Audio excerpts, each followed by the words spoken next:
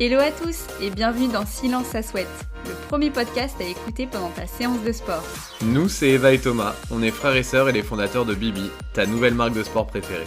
Tu veux booster tes résultats, rééquilibrer ton alimentation ou tu souhaites tout simplement que ta séance passe plus vite? Sur ce podcast, nous recevrons des coachs, des passionnés de sport ou même des sportifs du dimanche qui te partageront leurs meilleurs conseils ainsi que leur parcours. Silence! Chut, ça souhaite. Dans cet épisode un peu spécial, nous n'allons pas parler de sport pour une fois, mais d'entrepreneuriat. Et oui, nous fêtons ce vendredi 15 avril les 1 an de notre marque Bibi.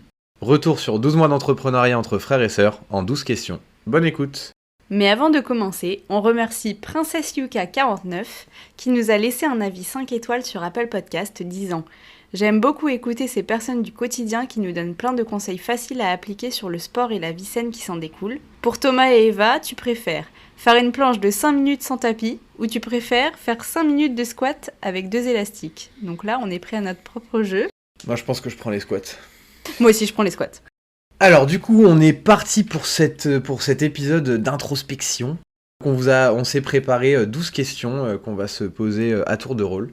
Du coup, Eva, comment et quand est venue l'idée de Bibi ?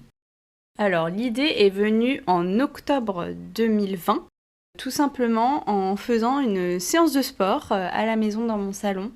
Je me suis cassé la figure sur mon tapis, il faisait des miettes et je le trouvais pas motivant du tout. Je me suis dit que du coup j'allais m'en acheter un nouveau qui soit plus joli et j'ai pas trouvé. C'est comme ça que l'idée de Bibi est venue. Alors Thomas, est-ce que le fait de s'associer est venu rapidement ? C'est un concours de circonstances. Alors déjà, ça faisait un moment que on avait envie de créer quelque chose ensemble, que ce soit une boîte ou peu importe, un projet. Même un tatouage, c'est venu sur le tapis. Il y a eu l'histoire du tatouage qu'on attend toujours, mais qu'on n'a toujours pas fait. Effectivement, c'était un projet. Et en fait, il se trouve que les choses de la vie ont fait que on était dans des situations professionnelles similaires sur nos expériences précédentes. C'est-à-dire qu'on avait, ça se passait super bien de nos deux côtés, mais on avait envie d'autres choses en même temps. Et du coup, quand l'idée est venue. Le fait de s'associer, du coup, pour répondre à la question, est venu extrêmement rapidement parce que dès qu'on en a parlé, on était motivés tous les deux sur le fond, sur la forme et sur le timing, donc c'était parfait. Perso, sur le fait de s'associer avec mon frère, c'est venu hyper naturellement. En fait, j'avais pas un autre nom qui me venait en tête. Et le faire seul, il faut des bonnes coronesses. Donc, ouais. Après 12 mois, on a clairement un profond respect pour les personnes qui lancent ça solo. Parce que souvent, on donne le même exemple, mais quand moi je suis en bas, Eva elle est en haut et elle me tire. Et inversement, quand Eva elle a un coup de mou, j'essaie de la tirer du moins. Donc ceux qui arrivent à faire ça tout seul, un grand coup de chapeau. Niveau tâches, ça se passe comment la répartition ? Alors, c'est assez facile et pour le coup, ça s'est fait hyper naturellement sans qu'on le mette trop à plat.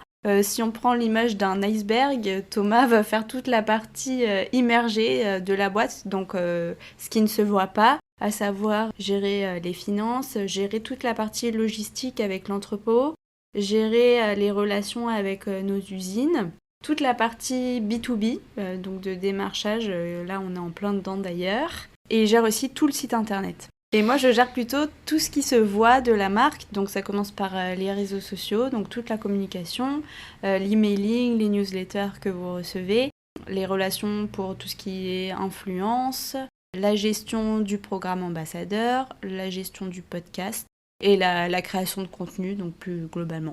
Thomas, après 1 an, est-ce que c'est difficile, l'entrepreneuriat ?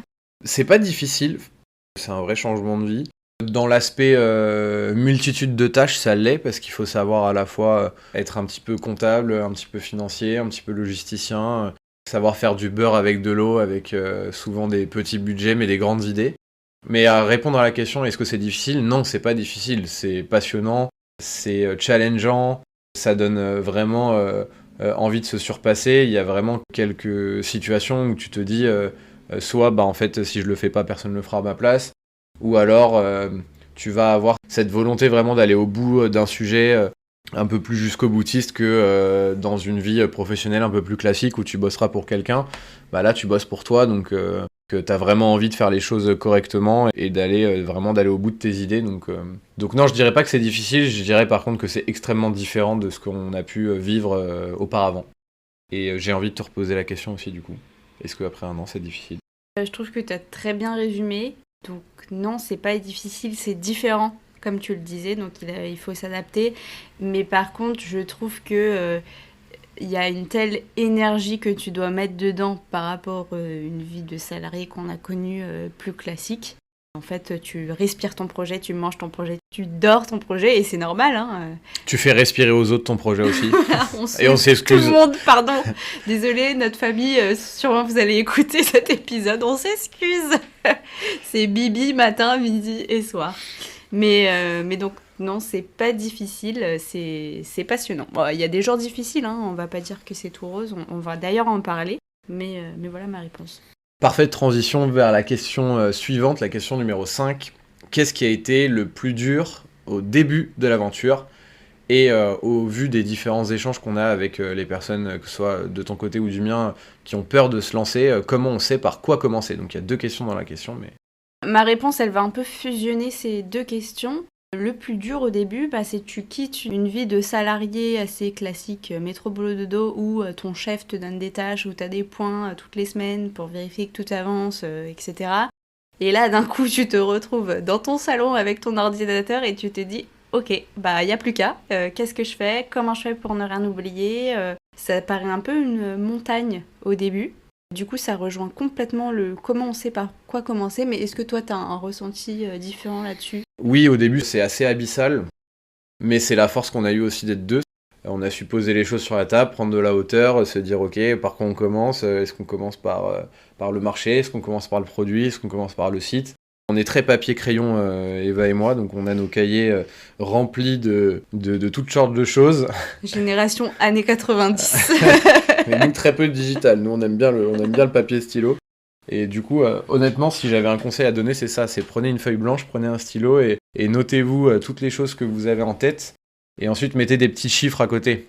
Est-ce que c'est une priorité absolue ? Est-ce que c'est une priorité 0 ? Est-ce que c'est une priorité 1 qui doit être faite dans la journée ? Est-ce que c'est une priorité 2 dans les 3 jours ou une priorité 3 dans la semaine ? Et déjà, vous allez y voir beaucoup plus clair. Tu as un peu commencé à répondre à la question comment on sait par quoi commencer.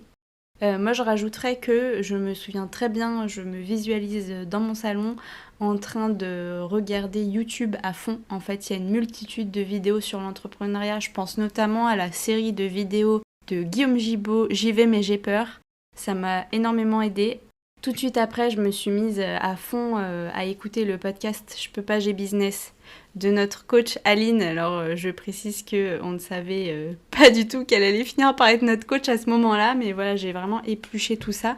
Et ne serait-ce que pour se rassurer, se dire qu'on a bien toutes les étapes en tête et qu'on ne va rien oublier. Et suite à ça, le dernier des cadres, ça a été de faire ce qu'on appelle un diagramme de Gantt. C'est tout simplement de mettre sur un fichier, alors nous on a fait ça sur Excel, mais ça peut être fait sur plein d'autres plateformes, de mettre toutes les tâches ligne par ligne. Je donne des exemples, créer le logo, déposer la marque, créer un compte Instagram, enfin vraiment tout ce qui vous vient en tête, vous le mettez ligne à ligne dans un fichier et vous mettez une deadline. Quand est-ce que je vais devoir avoir fini cette tâche ? Et rien que de tout mettre à plat avec des délais, ça nous donne une roadmap pour la to-do et voilà, ça permet de déjà structurer les débuts. Alors Thomas, on va parler de choses réjouissantes. Quel a été le plus beau moment de cette année ? Ouais, évidemment, il y en a eu plein. Il y a 2 moments qui, en tout cas, moi, m'ont particulièrement marqué et que j'arriverai pas à dissocier, donc je vais détourner un peu la question. Ce sera pas le plus beau moment, mais les 2 plus beaux moments, en tout cas. Le premier, c'était les premiers retours qu'on a eus de vous, quand vous avez reçu les premiers produits chez vous après les précommandes de la campagne Ulule qu'on a lancée du coup il y a 1 an. Ça, c'était en fait la concrétisation du projet, donc déjà le fait que vous les receviez et ensuite que ce soit des produits qui vous plaisent. Pour nous, c'était notre première grosse victoire, c'était celle-là, c'était de confronter nos produits à vous, à nos clients, et que ça vous plaise, c'était un super moment. Et le deuxième plus beau moment, c'est quand Eva a remporté le prix Actionnel, qui est un concours entrepreneurial au féminin, où elle était en compétition avec 3 autres super projets, avec des femmes boss hyper inspirantes. Et elle a su, enfin tu as su d'ailleurs, t'as su sortir ton épingle du jeu avec le projet. Et quand t'es monté sur la scène, c'était un super moment. Mais je me souviens qu'on se regardait avec des grands yeux en mode « Vraiment ? C'est nous qui avons gagné ?» On n'en revenait pas. Donc moi c'était facile, c'était les super moments à mettre en lumière. Du coup toi je te pose la question la plus compliquée, c'est quoi ton pire souvenir? Moi, j'ai direct un pire souvenir qui me vient en tête. C'est que donc la campagne Ulule s'était déroulée, c'était bien déroulé en plus. Pour ceux qui ne savent pas, le principe d'une campagne de crowdfunding, c'est que les produits sont en précommande, donc on ne peut pas les livrer tout de suite puisqu'on doit ensuite lancer la production grâce aux fonds récoltés. Et donc on n'attendait qu'une chose, c'était d'enfin recevoir notre stock de tapis pour que le projet devienne un peu réalité, parce qu'on parlait depuis des mois d'une chose que les gens n'avaient pas entre les mains. Nous, on avait les prototypes bien sûr entre les mains, mais c'était tout. Et puis un jour, le bateau devait arriver avec le stock une semaine après, je crois. Donc on était à la fin, au bout de nos peines, on avait trop hâte que ça arrive. Et on a reçu un mail pour nous annoncer je ne sais plus combien de semaines de retard. Et là, d'un coup, ça s'effondre un peu parce que tu te dis, on avait projeté cette fameuse semaine où le projet allait devenir réalité, où on allait pouvoir livrer tout le monde. Donc ça a été un vrai coup dur. Je pense que tu dois le partager, ce pire moment, mais... Ouais, c'était très compliqué. Tu touches du doigt effectivement l'aboutissement de la première étape de ton projet, et 2 jours avant on te dit bah non en fait finalement ça arrivera que dans un mois ou dans un mois et demi. Donc en plus c'est un sentiment qui est très personnel, mais ce qui nous posait le plus problème c'était par rapport à vous, par rapport aux clients, où on se disait mince, notre premier rendez-vous avec vous on l'a manqué quelque part. Donc c'était une grosse déception ce moment-là. Thomas, 8e question sur 12. Les premiers clients ont-ils été difficiles à trouver ? Les premiers clients, évidemment, c'est les plus difficiles à trouver. Alors, nous, ça a été particulier encore une fois parce qu'on a commencé par une campagne de crowdfunding et on a la chance d'être entouré par des personnes incroyables, que ce soit notre famille ou nos amis. Donc, notre campagne de crowdfunding s'est aussi super bien passée grâce à eux. Donc, en soi, c'est pas réellement les premiers clients, mais en tout cas, c'est les premières personnes qui ont été en contact avec le projet. Mais si je parle des vrais clients, c'est-à-dire ceux qui sont arrivés soit pendant la campagne de crowdfunding, soit juste après, oui, effectivement, ça a été compliqué, et ça l'est toujours d'ailleurs, hein, parce que c'est les personnes à qui on doit faire découvrir notre marque. Donc c'est un petit peu ce que je disais tout à l'heure, à savoir faire du beurre avec de l'eau. C'est trouver des leviers de communication pour se faire connaître, pour donner envie aux gens de découvrir notre univers, et ensuite de tester nos produits. Si je peux juste rajouter quelque chose, oui, il faut se faire connaître, il faut essayer de convaincre, alors que, entre guillemets, tu n'es personne parce que tu viens de te lancer. Et surtout, comme toute marque qui se lance, notre budget si c'est pas zéro, c'est pas loin de zéro, quoi. Donc voilà, c'est le challenge. Mais après, il faut savoir que le bouche à oreille fait extrêmement bien son boulot, et notamment grâce à vos retours, c'est comme ça que la marque, petit à petit, prend son envol aussi. Et pour recentrer un petit peu sur l'entrepreneuriat, cette question-là, elle est intéressante parce que c'est une aussi des raisons pour laquelle nous, on a essayé de se former, en tout cas de sortir un petit peu de ce qu'on pensait savoir pour aller chercher des clients. Facebook Ads, par exemple, les publicités marketing digital, où en fait, on s'est rendu compte très rapidement que on n'avait pas du tout les connaissances nécessaires pour faire des campagnes abouties, réussies, avec des belles créas, avec un ciblage réussi, et en fait tout simplement on s'est dit il faut qu'on se forme, et du coup grâce à notre CPF, et on encourage tous les entrepreneurs à s'occuper de leur CPF pour voir un petit peu combien vous avez de dispo sur ce compte là, ça nous a permis de nous financer une formation sur 1 mois entier avec un coach personnel sur l'apprentissage de Facebook Ads, comment on gère une campagne, comment on la crée, comment on l'administre. Alors c'est pas pour autant qu'on a des résultats exceptionnels. Surtout, pour l'instant, on n'en a pas fait par manque de budget. On va commencer à mettre ça en place doucement sur notre 2e année. Pour revenir sur la partie entrepreneuriale, ça nous a encouragés à nous former, à sortir un petit peu de ce qu'on pensait savoir, et on a appris plein de choses, donc faites-le. Question numéro 9, Eva, le chiffre d'affaires, ça donne quoi ? Alors, le chiffre d'affaires, vous le savez si vous nous suivez, on n'a pas trop de tabous en termes de chiffres. On a détaillé le coût du produit, etc. Donc, ça nous semblait aussi important de vous détailler ce que ça donne le chiffre d'affaires au bout d'un an. Donc, on est loin de la multinationale, mais donc nous finissons notre première année à 45 000 € de chiffre d'affaires.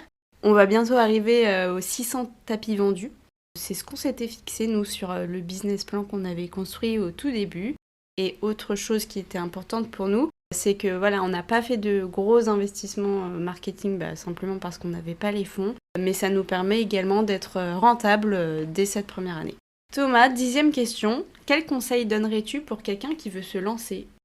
C'est une vaste question. En soi, j'en donnerai plusieurs. La première, c'est d'en parler à un maximum de gens. Quoi qu'il arrive, il vous faut une idée avant de se lancer. Et il faut que vous parliez de cette idée, il faut que vous testiez cette idée, il faut que vous essayiez de voir est-ce qu'il peut y avoir un intérêt pour votre idée. Parce que votre avis est évidemment le primordial, mais celui des autres qui sont autour de vous peut aussi vous éclairer, peut-être orienter votre projet, le modifier légèrement pour qu'il soit plus optimal. Mais la première chose, c'est d'en parler. Le deuxième conseil, ce serait d'étudier correctement le projet, même si l'ADN d'un projet entrepreneurial, c'est la passion. Parce que comme on l'a dit tout à l'heure, on mange Bibi, on dort Bibi, donc il faut être passionné par ce qu'on fait, sinon c'est très compliqué. Mais la passion, elle doit venir servir un projet qui, in fine, sera rentable. Sinon, malheureusement, c'est pas possible. Donc prenez le temps, quand vous avez l'idée, d'étudier votre projet, sa faisabilité, faites un business plan, faites-vous aider pour faire un business plan. Nous, avec Bibi, Eva, par exemple, a fait des études d'agro et moi, j'ai fait des études en école de commerce. Malgré mes études, j'ai pas hésité à solliciter des amis. Nico, si tu m'entends, merci pour toutes les heures passées autour de notre ordinateur avec les chiffres. Merci Nico. Mais voilà, faites-vous aider, sollicitez des gens autour de vous qui seront mais juste tellement ravis de vous aider à vous ouvrir les chakras et juste en fait à vous aider et à vous éclairer. En tout cas, moi je sais que je suis sorti grandi des échanges avec des gens qui étaient meilleurs que moi sur plein de sujets. Le vrai conseil, c'est faites-vous épauler. Et toi, Eva, est-ce que tu aurais un conseil pour quelqu'un qui veut se lancer ?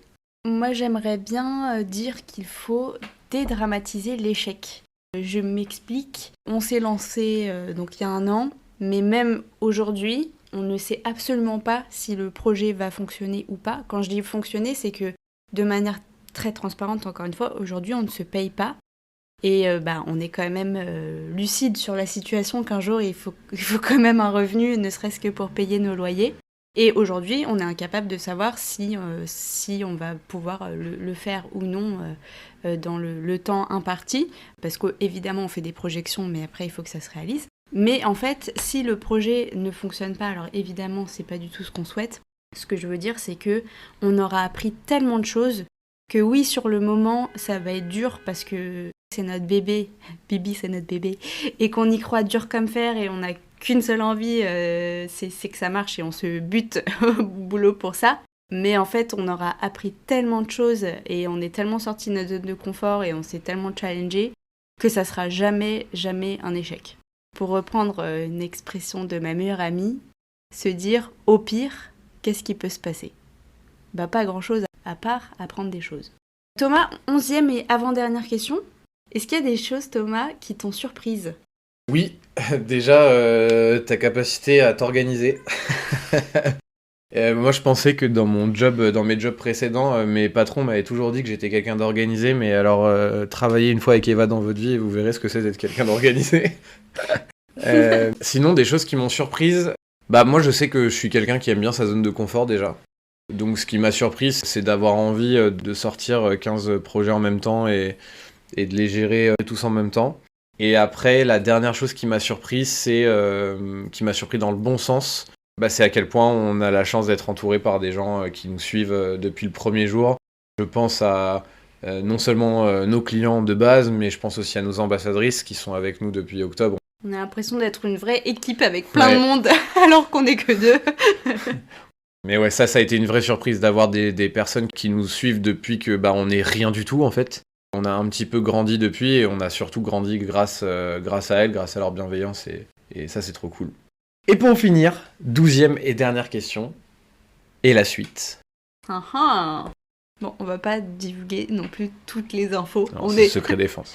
Secret défense au moins. On est transparent sur nos chiffres mais pas sur les projets à venir. Blague à part, des nouveaux produits évidemment, tapis et pas que.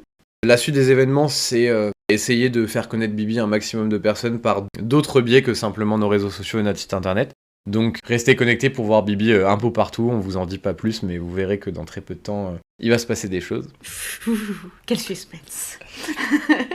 Et c'était la 12e question. C'était la 12e et dernière question. 12 mois d'entrepreneuriat, 12 questions. On espère que vous avez apprécié écouter les dessous de cette folle année qui vient de s'écouler pour nous. Du coup, l'année prochaine, c'est 24 mois, 24 questions. Ce sera beaucoup trop long.